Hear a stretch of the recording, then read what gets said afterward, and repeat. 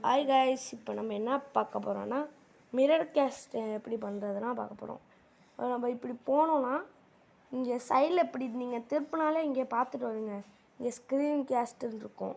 அது நீங்கள் டச் பண்ணாலே போதும், எதுவுமே காமிக்கும். அதெல்லாம் கேன்சல் கொடுத்துங்க. Available device.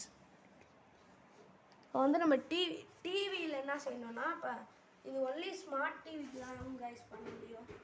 டிவியில் என்ன செய்யணுன்னா, இப்போ வந்து இருக்கா, நீங்கள் எதில் இருக்கீங்க? நான் இதில் இருக்கேன்.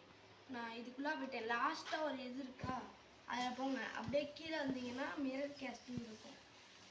சரி, நான் ப்ரௌசர் சைட் இதெல்லாம் தேவையில்லை. திருப்பி நான் வெளில வந்துட்டேன். இங்கே லாஸ்ட்டில் ஒரு இது இருக்கும் பாருங்க, அதுக்குள்ளே போகணும். ஐய, நான் நெட்ஃப்ளிக்ஸ் இது லாஸ்ட்டில் ஒன்று இருக்கும், அதை தொட்டேன். நான் ஒரு தாட்டி தான் இப்போ தொட்டிருக்கேன். இதில் வந்து லாஸ்ட்டில் மிரர் கேஸ்ட்னு இருக்கும், அதை தொட்டிங்கன்னா இப்போ வந்து ரிஃப்ரெஷ் பண்ணுறேன் நான் ஃபோனில் தொட்டி. இப்போ வந்து நம்ம ஃபோனில் பார்ப்போம். ஃபோனில் வந்து இப்படி காமிக்கும், இப்படி தெரியுதா? கீழே லாஸ்ட்டாக மிரர் கேஸ்ட்னு தெரியுப்பாங்க. இதை அமுக்குனீங்கன்னா அவ்வளோதான், வந்துடுச்சு. அங்கே பாருங்க டிவியில். நான் உங்களுக்கு எல்லாமே பண்ணி காமிக்கிறேன், பார்ப்போமா?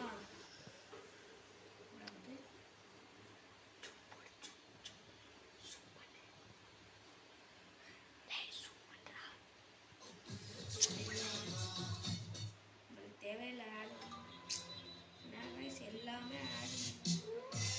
அதிலே ஆடு போடாதீங்க. 5 செகண்ட் தான் ஜூம் போடுறா.